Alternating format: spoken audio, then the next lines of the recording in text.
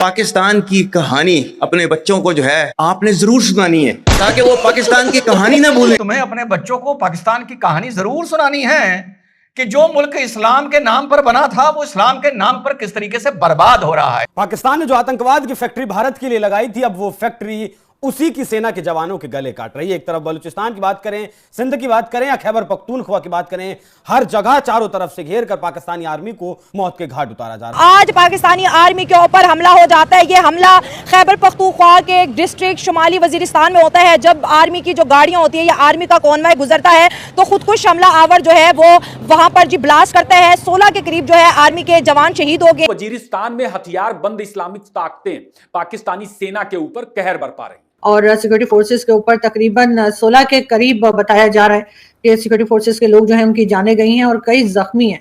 ये आपके ख्याल से ये कंट्रोल क्यों नहीं कर पा रहे और क्या वजह है कि बार बार हम इस किस्म के अटैक्स देख रहे हैं? आर्मी का कॉन्वॉय जा रहा था, वहां पर एक आदमी 800 kg एक्सप्लोसिव लेके आता है और उनके कॉन्वॉय की एक गाड़ी को आके हिट करता है, धमाका होता है और लगभग जो जानकारियां आ रही हैं वो 15 से 20 पाकिस्तान के फौजी हलाक हुए हैं, मारे गए हैं, कुछ जख्मी बताए जा रहे हैं। ये ऐसा क्यों किया जा रहा है? वर्दी वाले जो इस मुल्क के मुहाफिज है उनको क्यों टारगेट किया जा रहा है? और इसका जो क्लेम है दहशतगर्दी का, हाफिज गुल मोहम्मद की एक जमात है, एक मिलिटेंट ग्रुप है, उसने क्लेम किया है कि दहशतगर्दी हमने आज से नहीं, काफी टाइम से, लेकिन ये ना तो कम होने में आ रहे हैं और ना ही कंट्रोल कर पा रहे हैं। देखिए, ये जो वहाँ पे जो कॉन्फ्लिक्ट जोन है वहाँ पे ये लोग गुरिल्ला वॉरफेयर कर रहे हैं। खैबर पख्तूनख्वा में टीटीपी और पाकिस्तान के बीच कई महीनों से मुठभेड़ जारी है, संघर्ष हो रहा, मगर इजराइल ईरान युद्ध के साथ ही यह अचानक बहुत तेज हो गया है। आत्मघाती हमले में पाकिस्तानी सेना के काफिले को उड़ा दिया।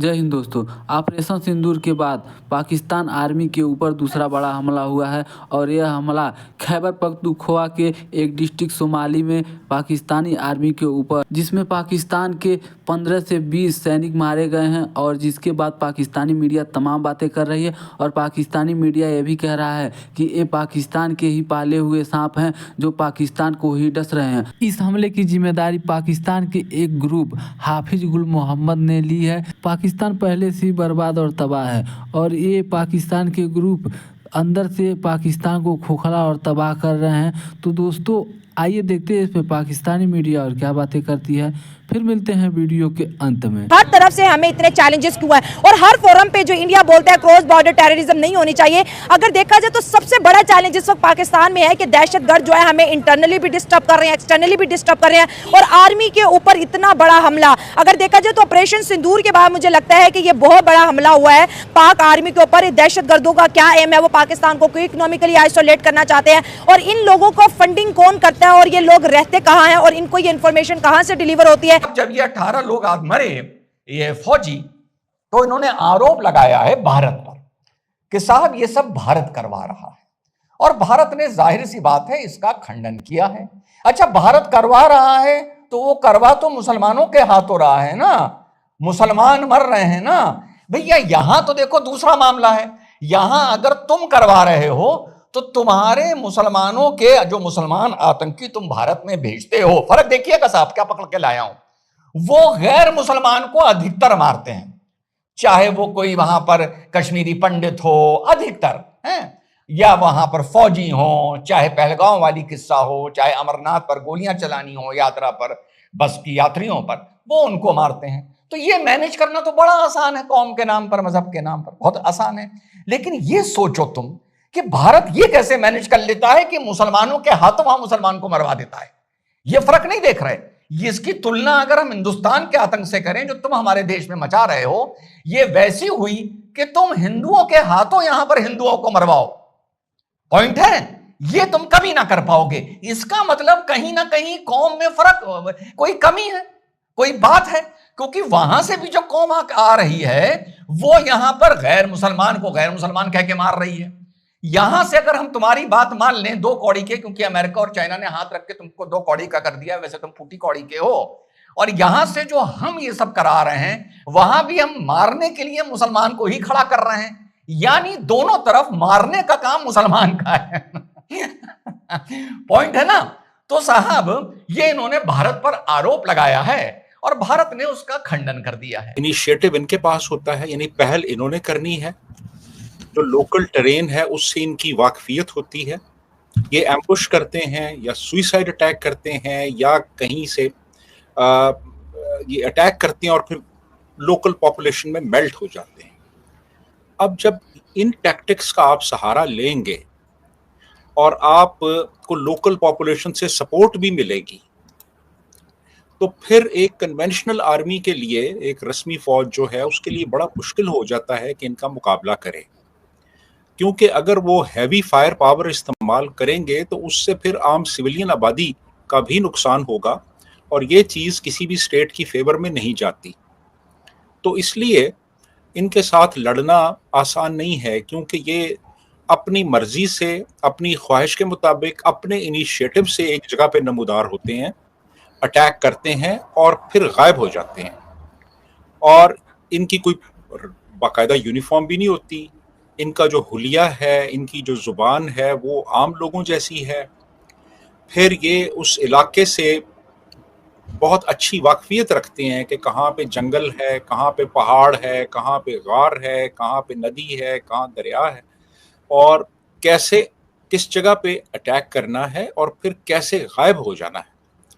तो जब ये टैक्टिक्स हों तो फिर एक कन्वेंशनल फोर्स के लिए मुकाबला करना बड़ा मुश्किल हो जाता है। और यही वजह है कि हमारी इतनी कैजुअल्टीज़ हो रही हैं वहाँ पे। आए रोज़ ये अटैक करते हैं या कोई सुइसाइड बॉम्बिंग करते हैं और फिर उसके बाद ये लोकल पॉपुलेशन में मेल्ट हो जाते हैं, या फिर ये जो ड्यूरेंट लाइन है जो अफगानिस्तान और पाकिस्तान को डिवाइड करती है उसको क्रॉस करके अफगानिस्तान चले जाते हैं। पाक आर्मी हमारे लिए सबसे इम्पोर्टेंट है, क्योंकि हमारे मुल्क को सेव करने के लिए सबसे, अगर पाक आर्मी आज नहीं है तो हम कुछ भी नहीं है। एग्री।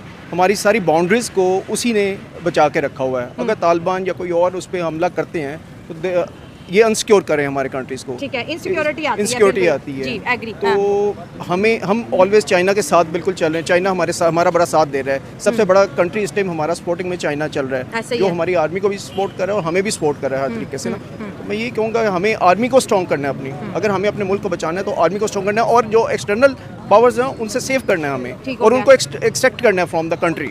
सो ये हमारा बेसिक पर्पस होना चाहिए। सर, ये जो दहशतगर्द, जैसे ये हाफिज गुल मोहम्मद इस ग्रुप का नाम बताया जिन्होंने क्लेम किया है कि ये हमला हमारी जानिब से किया गया था, इनका आखिर मकसद क्या है? ये पाकिस्तान में रह के इस तरह के जो है कार्रवाइयाँ क्यों करते हैं और फिर ये छुप जाते हैं, गाँव देहातों में छुपते हैं कि अगर पाक आर्मी ऑपरेशन करेगी तो ज़ाहिर है गोली तो किसी देहाती को बजेगी, किसी आम शहरी को बजेगी। तो वहाँ पे भी उनके हाथ बेचारों के बंधे हुए हैं कि अगर हम देहातों की तरफ जाएंगे, गोलाबारी करेंगे तो वहाँ पे देहाती मरेंगे। लेकिन जब एक कॉन्वॉय गुजरता है, 25-30 गाड़ियाँ गुजरती है, वो तो सबको नजर आ रहा है कि भाई यहाँ से अब जो है आर्मी गुजरी है। तो दहशतगर्दों को निशाना बनाना तो बहुत ईजी हो जाता है, लेकिन फिर अगर रिवर्स ऑपरेशन आर्मी करेगी तो वो इम्पॉसिबल हो जाता है, क्योंकि देहातों का रुख वो नहीं कर सकते ना, वो एक आम शहरी को नहीं टारगेट कर सकते। लेकिन जब भी ऐसी चीज़ हो तो आर्मी को ऑब्वियसली अटैक करना चाहिए, इन चीज़ों को ख़त्म करना चाहिए।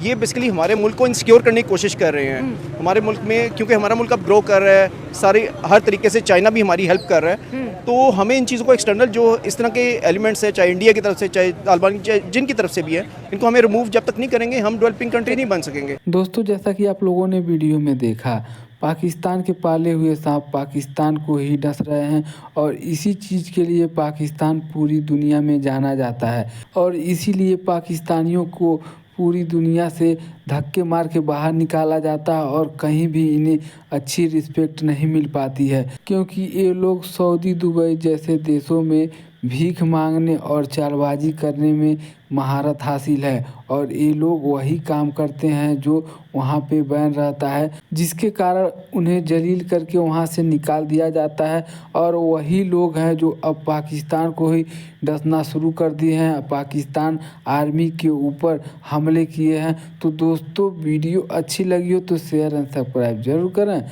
फिर मिलते हैं नेक्स्ट वीडियो में। जय